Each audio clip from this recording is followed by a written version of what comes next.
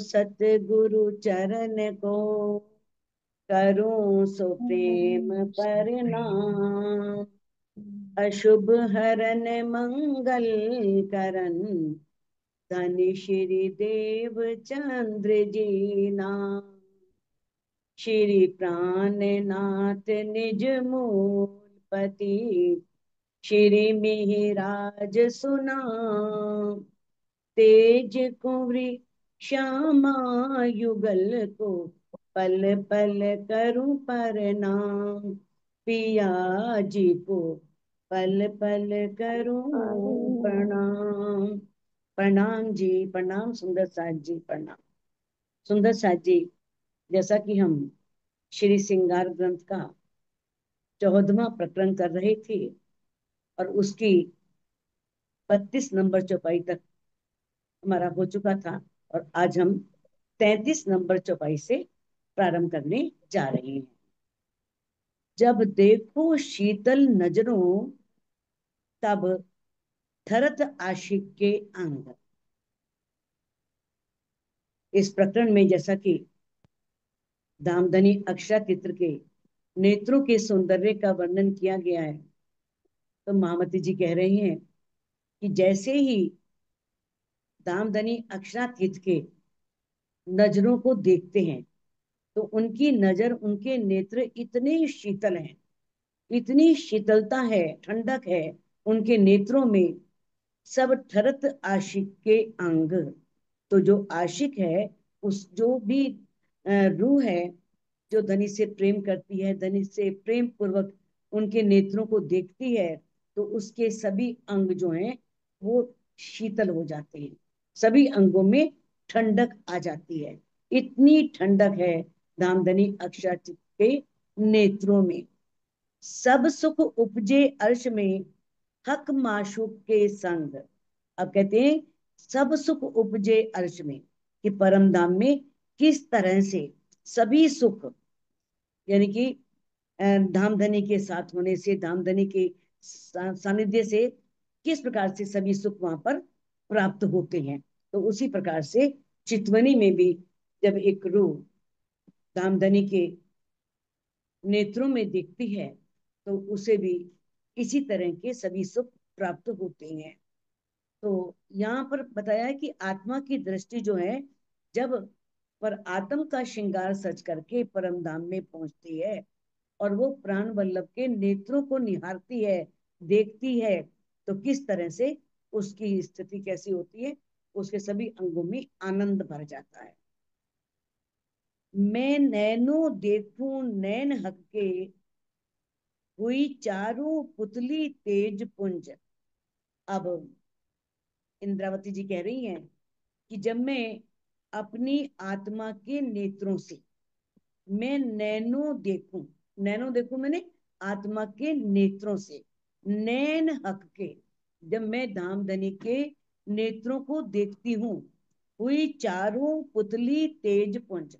तो चारों पुतलियां जो हैं वो, उनके अंदर इतना तेज है, इतना तेज का भंडार है कि चारों पुतलियों का तेज आपस में मिल जाता है। चार पुतलियां कैसे? दो तो रूह की हो गई, आत्म के नेत्र हो गए, और दो धामधनी अक्षातीत के नेत्र हो गए। तो इस प्रकार से चारों पुतलियों में जो तेज है, वो तेज आपस में टकराता है। जब नैन मिले नैन नैन में। अब यहाँ कौन से नैनों की बात की जा रही है? एक तो आत्मा के नैनों की, एक पर आत्म के नैनों की, और एक अक्षरातीत के नैनों की। तो कहते हैं जब नैन मिले नैन नैन में, जब ये नेत्र पर आत्म के नेत्रों से मिलते, पर आत्म के नेत्रों के रूप में धनी के नेत्रों से मिलते हैं, यानी कि जब ये तीनों नेत्र आपस में मिलते हैं, तो नूरे नूर हुआ एक गंज। तो ये मार्फत का खजाना है। किस तरह से वहां पर नूर ही नूर हो जाता है, पूरा भंडार, सब जगह नूर ही नूर फैल जाता है जब ये सभी दृष्टियां आपस में टकराती हैं। जब आत्मा की दृष्टि पर आत्म का श्रृंगार सच करके युगल स्वरूप के सामने जाती है, तो कभी वो राज्य के नेत्रों की ओर देखती है, और कभी परात्म के नेत्रों की ओर देखती है। तो इसे ही कहा है नैनों का नैन नैन से मिलना। किस प्रकार से नैन नैनों से मिलते हैं। कौन से नैनों से? पर आत्म के नैनों से और राज्य के नैनों से मिलते हैं। हक देखे पुतली अपनी, मैं देखूं अपनी पुतलियां। अब इसमें क्या कह रहे हैं कि जो हक हैं, हक मैंने राज्य, दामदनी, दामदनी क्या करते हैं? अपनी पुतलियों में मुझे देखते हैं। देखो, जैसे दर्पण होता है ना, शीशा होता है, शीशे में देखते हैं तो हमारा चेहरा दिखाई देता है। ऐसे ही पुतलियों में देखने से भी ये प्रतिबिंब बनता है, ये चित्र बनता है। तो इस प्रकार से राजी जो है वो अपनी पुतलियों में मुझे देखते हैं। मैं देखूं अपनी पुतलियां और मैं अपनी पुतलियों में उन्हें देखती हूँ। मैं दोनों पुतलियों में एक दूसरे का प्रतिबिंब है। राज्य के आंखों में रूह की, नेत्रों की पुतलियों का नेत्र का प्रतिबिंब है, और जो रूह है उसके नेत्रों में राज्य के स्वरूप का, उनके मुखारविंद का प्रतिबिंब है। यानी कि दोनों की जो है, दोनों में एक दूसरे के, यानी कि दर्पण के समान उनका नेत्र दिखाई दे रहे हैं। मैं हक देखूं, हक देखे मुझे। अब कहते हैं कि मैं राज्य को देखती हूँ, राज्य मुझे देखते हैं, यानी कि दोनों एक दूसरे को देख रहे हैं। यह है प्रेम की गहन अवस्था, जब एक रूह अपने नेत्रों से अपने प्रीतम के नेत्रों में देखती है और उसमें खो जाती है। कहती है मैं हक देखूं, हक देखे मुझे। मैं राज्य को देखती हूँ, राज्य मुझे देखते हैं। यो दो अरस परस भैया। अब ये दोनों जो हैं, मेरे नेत्र और राज्य के नेत्र, दोनों आपस में कैसे हो जाते हैं?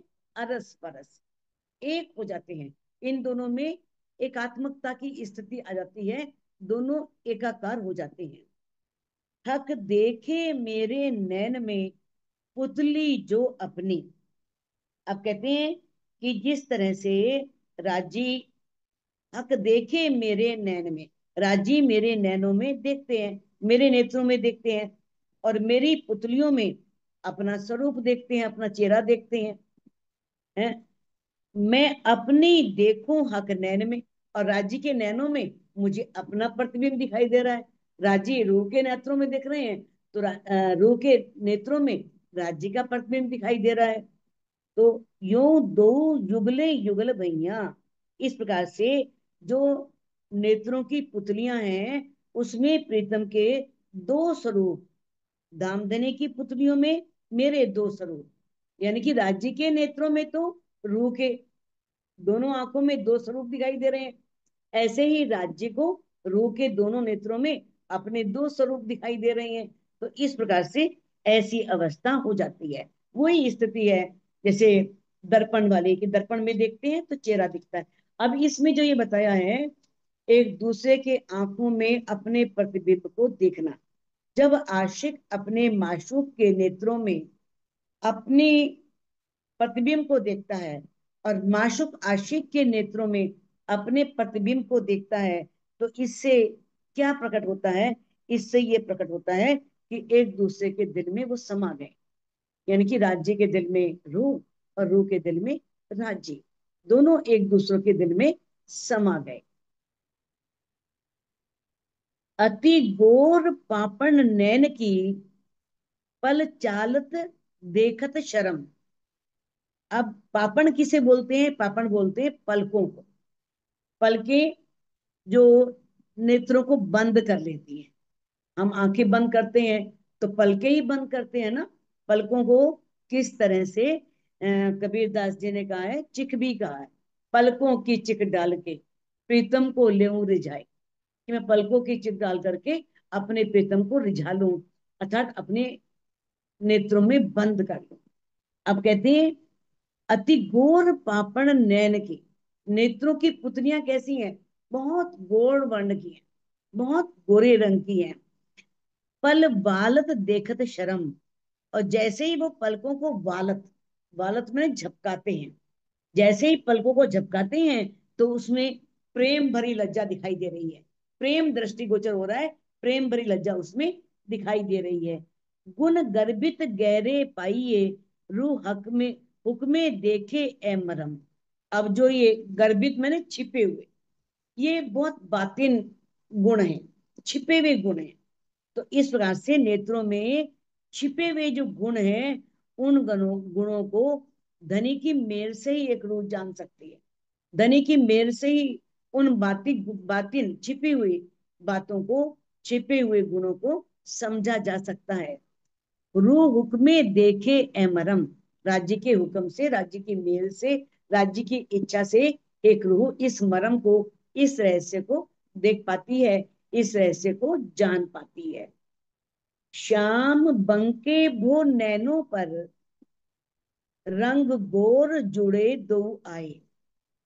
श्याम बंके भो नैनों पर, अब आंखों के ऊपर काले रंग की दो तिरछी भौएं हैं। आंखें हैं, आंखों के ऊपर काले रंग की दो तिरछी भुएं हैं। रंग गोर जुड़े दो आए, और गोरे रंग का मस्तक कैसा है? बहुत गोरे रंग का। तो गोरे रंग के मस्तक के निचले हिस्से में आकर के वो क्या होती है? मिल जाती हैं। यानी कि वो काले रंग की तिरछी भुएं गोरे रंग के मस्तक पर कैसे नीचे की ओर आकर के मिल जाती हैं। कहते हैं निपट तीखी अनिया नेत्र की। अब जो धामधनी की अनिया नेत्र है ना, उसके कोने वो बहुत तीखे हैं, नुकीले हैं। और किस प्रकार से? नेत्रों के कोने तो बहुत नुकीले हैं। मारे आसिको वान फिराए, और दामदनी इन्हीं नेत्रों से, अपने नुकीले नेत्रों से प्रेम के वाण निकाल करके आत्माओं पर चलाते हैं। वाण फिराए, आत्माओं को घायल कर देते हैं। और किस तरह से उनके अंदर प्रेम की अग्नि पैदा हो जाती है, प्रेम की अग्नि जलने लगती है। वो इस प्रकार से तिरछी चितवन द्वारा देखते हैं कि ऐसा लगता है मानो उस नेत्रों से उन्होंने प्रेम के बाण चलाए हैं, और वो रूह के अंदर पहुंचे, और रूह को उसने घायल कर दिया उन बाणों ने। और रूह जो है उसके अंदर प्रेम की अग्नि जलने लगती है, वो धनी के विरह में तड़पने लगती है। थक खेचत नैना जोड़ के तब दो वान छाती छेदत। अब धामधनी अपने दोनों नेत्रों से जब खेचत नैना जोड़ के, जब धामधनी अपने दोनों नेत्रों से प्रेम के दो वान चलाते हैं, तब दो वान, तब दोनों वान क्या करते हैं? वो आत्माओं की छाती को छेदत, उसमें छेद कर देते हैं, आत्माओं में प्रवेश कर लेते हैं, उनके अंदर छिद्र करके अंदर घुस जाते हैं। तो बताया है कैसे आ, जो भौएं है ना, वो क्या है? धनुष का ऊपरी भाग। जैसे धनुष होता है ना, ये एक भौं और दो भौं मिलाओ, दोनों भौं को मिलाओ तो ये दो भाग हो गए धनुष के। और जो भौं के बिचला हिस्सा हो गया, वो धनुष का बीच का हिस्सा हो गया। दोनों भौएं धनुष का ऊपर का हिस्सा। और किस प्रकार से वो क्या करते हैं? नेत्रों की जो पलकें हैं, पलकों का नीचे वाला हिस्सा क्या है? वो धनुष की पतंचा, धनुष की डोरी। ऊपर का हिस्सा तो धनुष का हिस्सा हो गया, और नीचे पलकों के नीचे वाला भाग क्या हो गया? वो हो गई पटेंचा, डोरी। वो डोरी का काम करती है। इस प्रकार से उनके हृदय क्या है? हृदय तरकश है। तरकश जानते हो ना, जिसमें बाण रखे जाते हैं। तो धामधनी का जो हृदय है वो तरकश है, और तरकश में प्रेम रूपी बाण बहुत रखे हुए हैं, जो कभी खत्म होते ही नहीं। कितने मर्जी निकाले जाओ, और बाण कभी भी समाप्त होंगे ही नहीं। तो किस प्रकार से वो आंखों के माध्यम से प्रकट होते हैं, और पलकों की डोर पर चढ़ाए जाते हैं। किस प्रकार से पल्क जो है पतंचा है, उस पतंचा पर वो बाण चढ़ाते हैं। तो जिस प्रकार छाती में तीर लग जाने पर क्या होता है? मानव मृत्यु को प्राप्त हो जाता है।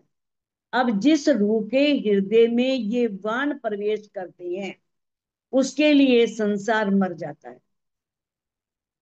उसके लिए फिर संसार कुछ नहीं रहता। उसे फिर वो सौंदर्य ही दिखता है। वो उस प्रेम रूपी सौंदर्य में ही डूबना चाहती है। वो फिर उसके लिए मोह तत्व खत्म हो जाता है, मोह उसके अंदर से बिल्कुल,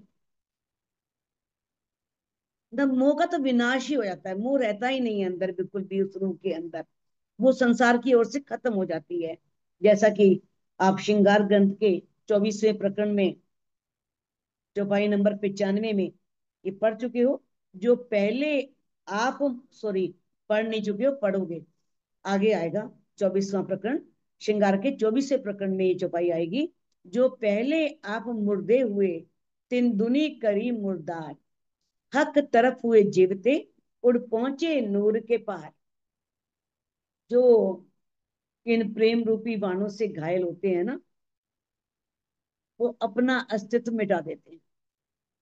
वो संसार की ओर से, संसारिक तृष्णाओं से, इच्छाओं से, चाहनाओं से बिल्कुल अपने अंदर से खत्म कर देते हैं। तो वो क्या करते हैं, दुनिया वालों के लिए तो समझो मरे हुए के समान है। कहते हैं हमारे किस काम का है, ये तो हर समय बस बैठा रहता है, भक्ति करता रहता है, हमारे किसी काम का नहीं है। तो दुनिया की तरफ से मर गया, और उसके लिए दुनिया मर गई। तीन दुनी करी मुर्दार, उसके लिए दुनिया मर गई। और तो ऐसा व्यक्ति जो दुनिया के लिए मर गया और दुनिया उसके लिए मर गई, वो पार ब्रह्म की ओर हक तरफ हुए जीवता, वो पार ब्रह्म की तरफ से जीवित हो जाता है और उड़ करके अनन्या प्रेम लक्षणा भक्ति से ऐसी छलांग लगाता है कि उड़ करके, उड़ पहुंचे नूर के पार, अक्षर के पार, अक्षर धाम के पार, सीधा परम धाम में जाकर के पार ब्रह्म से मिलता है, उसका पार ब्रह्म से मिलन होता है। तो इस प्रकार से बताया है, छाती को छेद करके बाहर निकलना, आ गया ना, अंग आशिक के फूट के वार पार निकसत। और ये वो बाण क्या करते हैं, वो आशिक के अंगों को छेद करके, भेद करके पार निकल जाते हैं। पार निकलना मतलब क्या है, आशिक के अंगों को छेद करके पार निकल जाना, इसका अर्थ है मार्फत का दरवाजा खुल जाना, यानी कि दामदनी उसे मिल जाती है।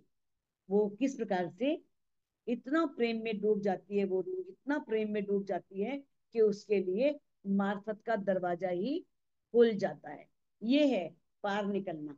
जब वो बाण आशिक को भेद करके पार निकलते हैं, तो इसका मतलब यह है वो रूह इतनी प्रेम में डूब जाती है कि उसके लिए मार्फत के द्वार खुल जाते हैं, मार्फत का दरवाजा उसके लिए खुल जाता है। दमानक जो कहूं कहूं, यूं पिछली देत गिराए। दमानक बोलते हैं बंदूक को। जैसे बंदूक होती है ना, बंदूक से गोली निकलती है और क्या करती है, जो शिकार है जिस पर गोली चलाई गई है, वो पिछले पांव पर एकदम उस समय गिर जाता है, मर जाता है। जैसे बंदूक जो है, वो जैसे ही चलती है किसी पर, तो वो व्यक्ति एकदम गिर जाता है। ऐसे ही धामधनी के प्रेम वाणों से जो घायल आत्माएं हैं, वो संसार की ओर से पूरी तरह मुंह फेर देती हैं। ये है उनका गिरना। जब उनके ऊपर वो चलती है प्रेम रूपी गोली, तो क्या करती हैं, संसार की ओर से उनका मुंह बिल्कुल पूरी तरह से घूम जाता है। संसारिक और ब्रह्मवाणी को पढ़कर, चर्चा सुनकर जो जीव संसार में उलझे रहते हैं, वो क्या है, पत्थर दिल है। जैसे एक पत्थर है, पत्थर पर बाण चलाया जाए तो पत्थर को तो नहीं भेदेगा, बाण ही टूट करके नीचे गिर जाएगा। तो यानी कि जो जीव सृष्टि है, वो इतने पत्थर हृदय होते हैं, उनके जीव इतने पत्थर हृदय होते हैं कि वो किस तरह से बाण उन पर असर नहीं करते। कहते हैं ए चोट आशिक जान, इस चोट को तो सिर्फ परम धाम की रूहें, वो आशिक ही जान सकते हैं। जो हुए अरस अरवाएं, जो परम धाम की अरवाएं हैं, जो परम धाम की रूहें हैं, वो रूहें ही इस चोट को, इस दर्द को जान पाती हैं, और कोई भी जान नहीं पाता। कहने का भाव यह है, इस ब्रह्मवाणी के वचनों का असर जो है, वो ब्रह्म सृष्टि पर ही होता है। जो जीव सृष्टि है, उस पर इन वचनों का कोई प्रभाव नहीं पड़ता। वो सुन लेता है, चर्चा भी सुन लेता है, अच्छी लगी, लेकिन उसके छाती में वो वाण नहीं लगते, वो तीर नहीं लगते, वो घायल नहीं होता, वो संसार की तरफ से मुर्दा नहीं होता, उसकी तृष्णाएं नहीं मरती, वो फिर भी संसार में लगा रहता है। और किस प्रकार से वो कितना कठोर हृदय होता है कि युगल स्वरूप को हृदय में जो ब्रह्म सृष्टि है, वो उस पर ये बाण इतने असर करते हैं कि वो युगल स्वरूप को अपने हृदय में बसाने की तड़फ ले लेती है कि मैंने उसे उन्हें अपने हृदय में बसाना है। ये तड़फ, ये विरह की अग्नि एक ब्रह्म सृष्टि के दिल में लग जाती है कि मैंने उन मेयर के सागर को, उस धामधनी को अपने हृदय में बसाना।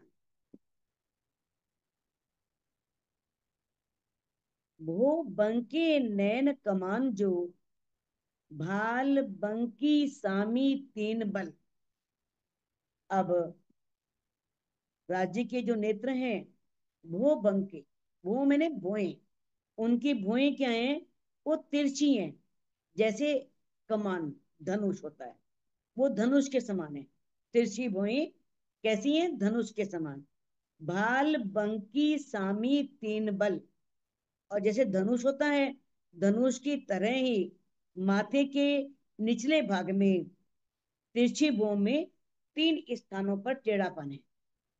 देखो, आपने धनुष को देखा होगा कैसे, एक तो वो नीचे की तरफ दोनों तरफ झुके होते हैं, और एक बीच में भी उनके कोने मिले होते हैं। तो किस प्रकार से धनुष में तीन स्थानों पर टेढ़ापन होता है, तो ऐसे ही दामदनी के नेत्र भी धनुष के समान है, क्योंकि भौएं उनकी धनुष का उठा हुआ हिस्सा, और माथे के बीच वाला भाग वो क्या है, वो धनुष को जो जोड़ता है हिस्सा, दोनों को जोड़ता है, और वो दोनों किनारे जो है वो दो भाग हो गए। तो इस प्रकार से तीन स्थानों पर वो टेढ़ापन है। वान टेढ़े मारत खैच मरोड़ के, छाती छेद न गया निकल। अब धामधनी क्या करते हैं, अपने इन नेत्रों से प्रेम के टेढ़े बाण अपनी भू रूपी धनुष पर चढ़ाकर मारते हैं। इस भू रूपी धनुष पर चढ़ा करके उन टेढ़े बाणों को मारते हैं। जो बाण जो है वो टेढ़े होने कारण से छाती को छेद देते हैं, किंतु उनके पार नहीं निकल पाते। जब चुभ गए तो चुभ ही गए, फिर वो छवि, वो सौंदर्य उनके अंदर से निकलता नहीं है। वो इस तरह से अंदर अपनी जगह बना लेते हैं और अंदर अपनी छवि अंकित कर देते हैं। तो इस प्रकार से बताया है कि धामधनी के नेत्रों को धनुष के समान बताया है। किस प्रकार से उनके नेत्र धनुष के समान है, और उनका जो तीर है वो त्रिगुणा तीर है, वो तीन नोकों वाला तीर है, जो अंदर चुभ जाता है वो निकलता नहीं है। वो आप आगे की चौपाई के द्वारा जानोगे। तीर कैया तीन अंकुड़ा, छाती छेद न गया चल। आपने देखा होगा तीर को, नीचे से जो नुकीला भाग है वो किस तरह से तीन कोनों वाला होता है, त्रिकोण होता है ना नीचे का भाग। तो कहते हैं तीर कैया तीन अंकुड़ा, ये जो दामदनी के नेत्र है ना, इनसे निकला हुआ जो तीर है, बाण है, वो तीन कोनों वाला है। अब वो तीन कोने कौन से हैं, जो दामदनी ने नेत्रों से बाण छोड़ा तो उसके तीन कोने बताए गए हैं। तो आगे वाला भाग कौन सा है, धनी का मूल संबंध, निस्बत, वो आगे वाला भाग। और जो दायां भाग है वो शोभा और सौंदर्य का है, और जो दायां भाग है वो आनंद का है। तो निस्बत, सौंदर्य और आनंद, ये तीन हिस्से हैं उस तीर के। तो किस प्रकार से बताया कि प्रेम के बाण केवल ब्रह्म सृष्टियों की ओर ही फेंके जाते हैं, जीव सृष्टियों की ओर नहीं, क्योंकि वो तो पत्थर गिरते हैं, उन पर तो कोई असर होने नहीं वाला, अभी तो तीर ही टूट के गिरने वाला है। तो कहते हैं सौंदर्य के बिना कभी आकर्षण नहीं होता। दामदनी में इतना सौंदर्य है तभी उनमें आकर्षण है, और दर्शन या विरह की अवस्था में ही आनंद होता है। सिर्फ आंखें बंद कर लेने मात्र से चितवनी नहीं होती। हमने आंखें बंद कर ली, दामदनी को देख रहे हैं, लेकिन दर्शन करने की विरह नहीं है, तड़प नहीं है, तो कोई लाभ नहीं। यानी कि उनके अगर दर्शन नहीं हो रहे तो अंदर एक विरह आना चाहिए, एक तड़प आना चाहिए, एक भाव आना चाहिए। तो इस प्रकार से निस्बत सौंदर्य और आनंद से प्रेम रूपी तीर की नोक बनती है। प्रेम रूपी तीर की नोक कौन सी है? निस्बत, सौंदर्य और आनंद, ये तीन उसके कोने हैं। तो वह प्रेम रूपी तीर जिस आत्मा की छाती में धस जाएगा वो इसलिए नहीं निकल पाएगा क्योंकि प्रेम ही ब्रह्म सृष्टियों का जीवन है, निकल ही नहीं सकता। क्योंकि ब्रह्म सृष्टियों का जीवन ही प्रेम है, तो प्रेम रूपी तीर उनके अंदर से कैसे निकल जाएगा? दस गया तो दस गया, फिर वो बाहर निकलेगा नहीं। रैया सीने बीच आशिक के, वो आशिक के सीने के बीच में ही रहेगा, बाहर नहीं निकलेगा। तो किस प्रकार से इस तीर के तीन कोने कहे हैं? ये त्रिगुणा तीर है। अगर सीधा है तो खींचोगे तो ये खींच जाएगा। अब तीन कोने हैं, वो अंदर घुस गए तो बड़ी कठिनाई से निकलते हैं, निकलते नहीं है, बहुत मुश्किल है उनको निकालना। तो हुआ करना रूहों मुश्किल। तो ऐसा वो त्रिगुणा तीर जब रूहों की छाती में प्रवेश करता है तो उसे निकालना बहुत कठिन होता है, उसे निकाला नहीं जा सकता। ऐसा वो त्रिगुणा तीन कोनों वाला तीर है जो अगर चुभ जाए तो उसे निकालना बहुत मुश्किल होता है। कहर कैया तीर त्रिगुणा रई सीने बीच भाल। अब जो ये तीन कोनों वाला प्रेम का जो ये बाण है, जिसके तीन कोने हैं, जो आत्मा के हृदय में रैया सीने बीच भाल, उनकी छाती में भाले की तरह चुप करके क्या कर रहा है? उन्हें प्रेम दर्द दे रहा है, मीठा मीठा प्रेम का दर्द, बीना बीना दर्द दे रहा है। सो रोई रात दिन आशिक, और आशिक रो रात दिन रोती रहती है। वो उस वेरा में तड़पती रहती है, रोती रहती है। और रोने से क्या होता है? रोते ही बदलिया हाल, उसकी रहनी बदल जाती है। उसकी रहनी परम धाम वाली रहनी हो जाती है, वो परम धाम वाली रहनी को अपना लेती है। प्रेम का तीर लगने पर आत्मा एक पल भी अपने प्रीतम से अलग नहीं रह पाती, वो अपने प्रीतम से अलग हो ही नहीं सकती। ऐसी स्थिति में वो विरह की अग्नि में जलने लगती है। इसे ही कहते हैं भाले के समान चुभना। जैसा कि कलश हिंदुस्तानी के पांचवें प्रकरण में आपने पढ़ा है, रोम रोम सूली सुगम, खंड खंड खांडा धार, पूछ बिया दुख तिनको, जो तेरी विरहन नार।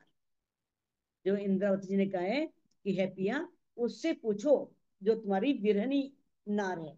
बाकी विरह की पीड़ा को कौन जानेगा? कोई भी नहीं जानेगा। जिसने विरह देखा है, जो विरह में रूह है, वो ही इस दुख को जान सकती है, वो ही इसे समझ सकती है। अब धनी की जो शोभा है उसे अपने दिल में बसाने के बाद जब एक रूह अपना कदम आगे बढ़ाती है, तब धनी की मेर से प्रेम का तीर उसके हृदय में चुभ जाता है। जब चुभता है तो धनी की उसे एक हल्की सी झलक दिखाई देती है, हल्की सी झलक किसी भी अंग की दिखाई देती है।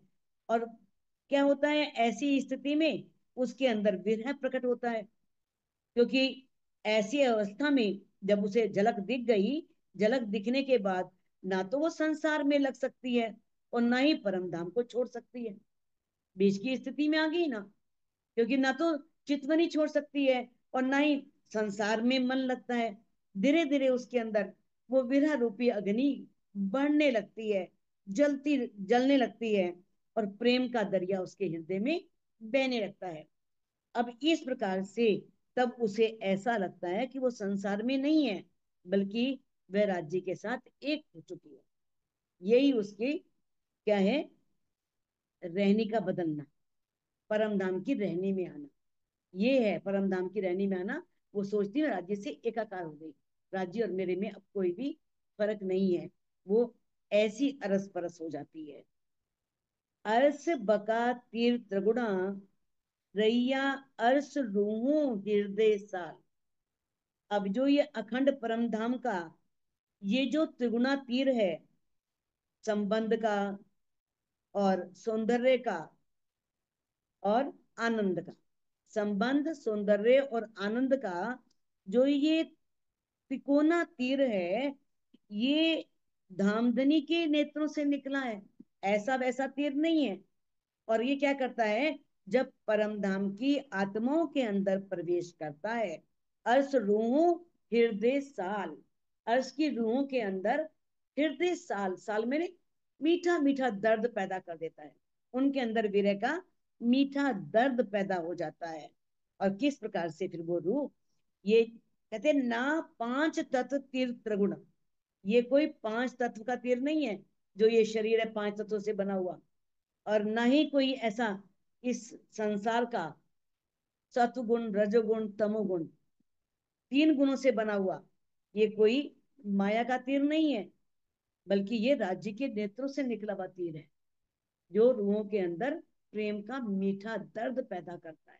ये माया का तीर नहीं है जो माया की तरफ खींचे या माया की तरफ आकर्षण पैदा करे या रूह माया में डूब जाए, ऐसा नहीं है।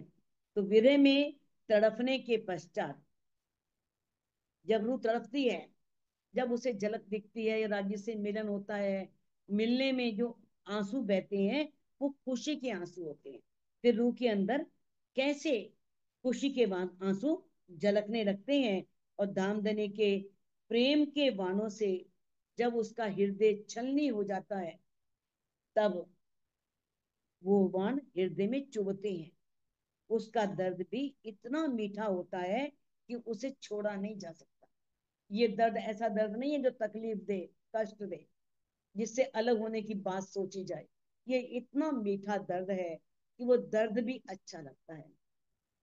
कहते ना, ये आता है ना कि भाई धनी, तेरी दर्द में इतना आराम है, इतना सुख है, तो तेरे मिलने पर कितना सुख होगा, कितना आनंद होगा।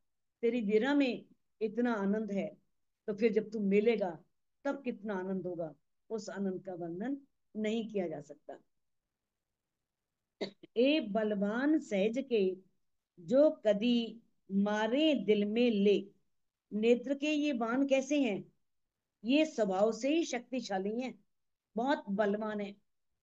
ए बलवान सहजे के, सहजे के मैंने स्वभाव से, शुरू से ही बहुत शक्तिशाली हैं, जो कदी मारे दिल में ले, यदि कभी धामधनी अपने दिल में ले ले, रूहों के प्रति लाड ले ले, प्यार ले ले, और वो लाड लेकर के उस मान को मारे, ना जानो तिन आशिक का कौन हाल ओवे ए। अब वो आशिक रूह ही बता सकती है कि उस आशिक रूह का जब धनी वो लाड लेकर के प्रेम रूपी वाण उस पर छोड़ते हैं, तो वो वाण उस पर क्या असर करते हैं, उस रूह का क्या हाल होता है, वो आशिक रूह ही जान सकती है, और कोई इसके बिना जान नहीं सकता। कहते हैं कि प्रेम रूपी सागर में के भाव में सखियां इस प्रकार से बह जाएंगी कि उनके अस्तित्व का उन्हें बोध ही नहीं रहेगा। ये हाल हो जाएगा उनका, उन्हें पता ही लगा हमारा अस्तित्व है भी क्या नहीं। इतना प्रेम रूपी भाव आएगा कि उसमें वो बहती जाएगी। ए वान टेढ़े अव्वल के, देखो कितनी बड़ी बात कही है। धामधनी की जो ये वाण है ना, प्रेम रूपी वाण, ये परम धाम से ही तिरछे हैं, शुरू से ही तिरछे हैं। अब इन्हें टेढ़ा क्यों कहा गया है, टेढ़े होने का कारण क्या है, क्योंकि जब ये अंदर प्रवेश कर जाते हैं तो निकलते नहीं है, ऐसे वाण है ये। और सीधा बाण तो शरीर से एकदम निकल जाएगा, लेकिन टेढ़ा बाण नहीं निकलता। तो ये शुरू से टेढ़े हैं, दामदनी रूहों के हृदय से निकलते ही नहीं है। और यहाँ पर भी जब प्रेम रूपी बाण किसी रूप पर चलाते हैं, तो वो प्रेम रूपी बाण उसके अंदर से नहीं निकलता। और टेढ़े लिए चढ़ाए, और किस प्रकार से वे अपनी मोह रूपी धनुष पर इन्हें तिरछा ही रख के चढ़ाते हैं, तिरछा रखते हैं और उसे चढ़ाते हैं। किस पर, प्रत्यंचा पर, तिरछा रख करके। अब इसका मुख्य कारण क्या है, बताया कि बाण की गति जो है ना बहुत तीव्र होती है, बहुत तेज होती है। उसकी गति इतनी तीव्र होती है, यदि किसी का शरीर सामने आता है तो अपनी तीव्रता से छेद करके निकल जाएगा। और प्रेम की आंधी में, जब ऐसी प्रेम की आंधी आएगी, इतना तीव्र बाण होगा, तो माया की हर वस्तु उसके आगे से उड़ जाएगी, रहेगी नहीं। सारा संसार उसके लिए महत्वहीन हो जाएगा, उसके लिए नश्वर हो जाएगा, मुर्दा हो जाएगा। इस प्रकार से टेढ़े बाण सीने से ना निकल, आगे कहा ना कि खेच टेढ़े मान मरोड़ के, वो जो टेढ़े बाण खींच करके रूहों पर मारते हैं, तो वो क्यों ना आशिक टेढ़ा है, तो आशिक टेढ़ा क्यों ना हो जाए, आशिक भी टेढ़ा हो जाता है। अब आशिक के टेढ़े होने का मतलब क्या है? जब धनी इतने प्रेम से ऐसे वाहन रूह पर चलाते हैं, तो रूह का ऐसा हाल हो जाता है, ऐसी स्थिति हो जाती है, उसे माया को देखने की इच्छा ही नहीं होती, माया की ओर से वो मुंह फेर लेती है। यही उसका टेढ़ा होना है। वो आशिक जो है, वो आशिक रूह, उसके अंदर टेढ़ापन आ जाता है। यानी टेढ़ापन आने का भाव यह है कि वो फिर इस संसार के काम की नहीं रहती है, संसार में उसका मन नहीं लगता। जैसा कि सागर ग्रंथ में आपने पढ़ा है, 5वें प्रकरण में, कोई खाली न गया इन खिलवते, कछु लिया हक का भेद, सो कहूं जाए न सके, चढ़िया इश्क के कैद। कोई खाली ना गया इन खिलवते, इस खिलवत से कोई खाली नहीं जाता। खिलवत आप अच्छी तरह जानते हो, खिलवत कोई खाली मूल मिलावा नहीं है। अगर मान लो राज्य आपके दिल के अंदर विराजमान है, तो आपका दिल भी, रूहों का दिल भी खिलवत है। और अगर मान लो हम वाणी पढ़ रहे हैं, राज्य से हमारी बातें हो रही, तो वो भी एक खिलवत है। हम जब वाणी पढ़ने लग बैठते हैं, तो राज्य कभी खाली नहीं उठाते, कुछ ना कुछ एक रहस्य जरूर खोलते हैं। कछु लिया हक का भेद, कोई ना कोई हक का रहस्य रूह लेकर के उठती है, कोई ना कोई गहन चौपाई, कोई गहन रहस्य राजी रूह को दे ही देते हैं। सो कहूं जाए ना सके, वो कहीं जा नहीं सकता। वो क्या है? वो धनी की इश्क की कैद में आ जाता है, धनी उसे अपने इश्क की कैद में डुबो देते हैं। अब ये है ना प्रेम रूपी बाण का टेढ़ा होना, देखो इसे किस तरह से बताया है कि इश्क के दरिया में आत्माओं को डुबो देने की भावना जो धामधनी के दिल में पैदा होती है, वही धनुष पर बाणों को तिरछा रखना। समझा? वो अपने बाणों को तिरछा रखते हैं, इसका आशय क्या है, इसका भाव क्या है?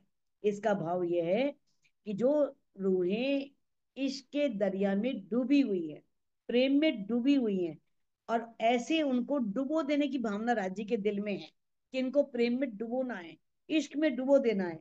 ये भावना जब धामधनी के दिल में पैदा होती है ना, तो ये भावना ही है अपने बाण को तिरछा चलाना, तिरछा रखना, अपने अनंत सौंदर्य से आत्माओं की दृष्टि को इस तरह से बांध लेना कि पल भर के लिए भी संसार की ओर न देख सके। यह है प्रत्यंचा को तिरछे खींचकर बाण छोड़ना, प्रत्यंचा पर तिरछे रख करके बाण छोड़ना। इसका भाव क्या है कि जो रूह है ना, वो इस तरह से वो राज्य अपनी दृष्टि से उस सौंदर्य से ऐसे बांध लेते हैं कि पर भर के लिए भी संसार की ओर उसकी जाने की इच्छा नहीं होती, वो संसार में नहीं उलझते। धनी के प्रेम बाणों से बिंदी हुई आत्मा, आत्मा क्या है? मछली। कहा है ना तुम भोज कोसर की मछलियां हो, तो वो आत्मा रूपी मछली प्रेम के सागर में कीड़ा करने लगती है। जो प्रेम के सागर में कीड़ा करने लगेगी, वो संसार के खारे सागर में क्यों जाना चाहेगी? ये है एक रूह का टेढ़ा होना। समझे? कि रूह जो है ना, कहते हैं कि खेचे टेढ़ मारे मरोड़ के, धनी जब ऐसे टेढ़े बाणों को खींच करके रूह पर मारते हैं, तो आशिक क्यों ना ठहरा टेढ़ा, कहते सो क्यों ना आशिक टेढ़ा है, फिर आशिक टेढ़ा क्यों ना हो जाए? आशिक भी टेढ़ा हो जाता है।